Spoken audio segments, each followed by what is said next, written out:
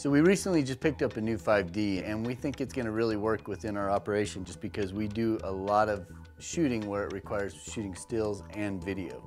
And if this camera will do a little bit of everything, it could be really cool.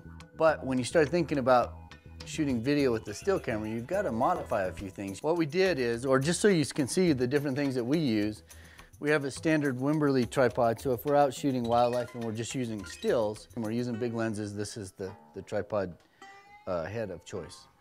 If we're in a smaller area, we're using smaller lenses, 70 to 200, 24 to 70, 24 to 105. Then 9 times out of 10, we're going to use this ball head. You know, you can have your tripod set to whatever level and you don't really care. As long as it's sturdy, you can fix your level just by using the ball head. But again, it's only going to work with stills. Now it does have some leveling stuff in there. So if you're going to shoot video and all you're going to do is have a stationary video going of something moving and everything here is solid, this would probably work for video. But 9 times out of 10, when you're out shooting video, you're pretty much going to be using a video head. And I've got my video camera set up here. It's not all rigged up, but it is set up with the quick release plate. And basically you can take it, click it in, verify that it's locked on. Got your tripod balanced or your head balanced, good to go. And the quick release is very nice because if you need to go handheld, all you got to do is take the camera off and boom, you're ready to go. So we got to looking at the system that we use, and we have extra plates because we have to set up multiple cameras, or we set up a variety of things to fit onto this tripod head. What we did is we took an actual quick release plate that we had in stock, just sitting on the table here, and we attached it to the Arca Swiss style quick release plates that most people use on their still gear. So we've attached the quick release plate, and we have a variety of these sitting around. We have, because we're constantly rigging up different systems and different ways of doing things. If we're going to use big lenses, small lenses, video, stills. I've even got one that we handmade or homemade a long time ago, but it works. Here's a smaller one. We just got one 3/8 inch hole.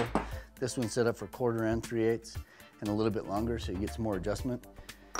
But for the system that we're using here, I thought this little one from Really Right Stuff would be just perfect because it's small, compact, nice rounded corners. It's not gonna get hung up on anything, and the plate fits perfectly on there. So what we've done is, I've got the plate attached, and I'll just show you how it comes off, but it's basically just screwed on. So I'm just gonna screw this down to tighten it up. Get it nice tight.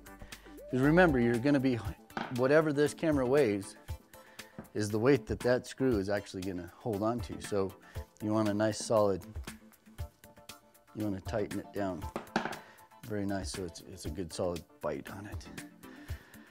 So I've got it set up. Now my knobs for moving the tripod around are over here on my left hand. So what I think I'll do is I'll put this on the right side so that I don't accidentally grab anything on the right side. I never do. I'm used to using everything with the video on the left side. So I'll mount this plate in here, much like that. Now I've got an Arca Swiss quick release system set up.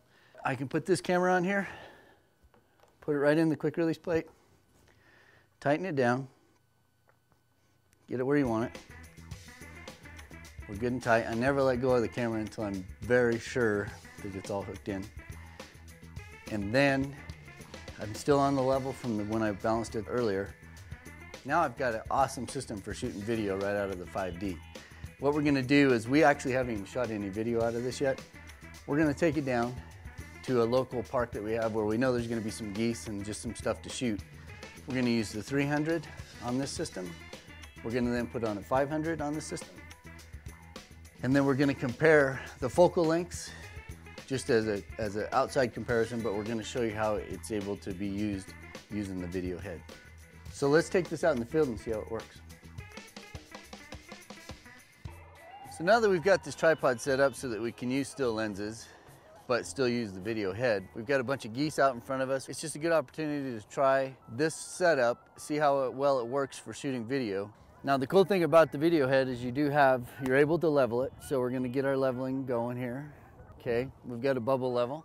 I'm gonna set my drags so that they work with this camera. It's on 5 right now. It might go a little bit less because, there we go, that should look pretty good.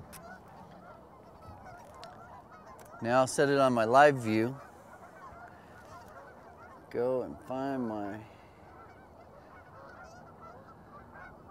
So here goes some flying geese. I don't know what the chances of getting those guys are. All right, so now we've tried the 300, which is probably a pretty good thing, especially if you're shooting people or like say a mountain biker or something that's pretty large in the frame, even big elk if you're fairly close for wildlife.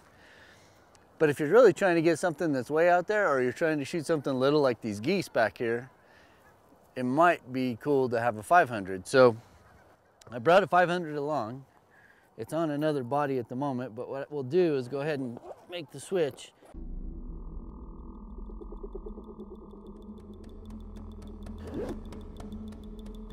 So now here's the test. I've never put this lens on this camera before. So now we'll turn it on. And we'll go into live view. And we'll look at these geese like we were looking at before. And it doesn't look a whole lot different. So now let's do our test. I haven't moved this tripod from when we had the 300 on. So let's look at the scene down here. Okay, so Dirk and I were talking. It's pretty amazing.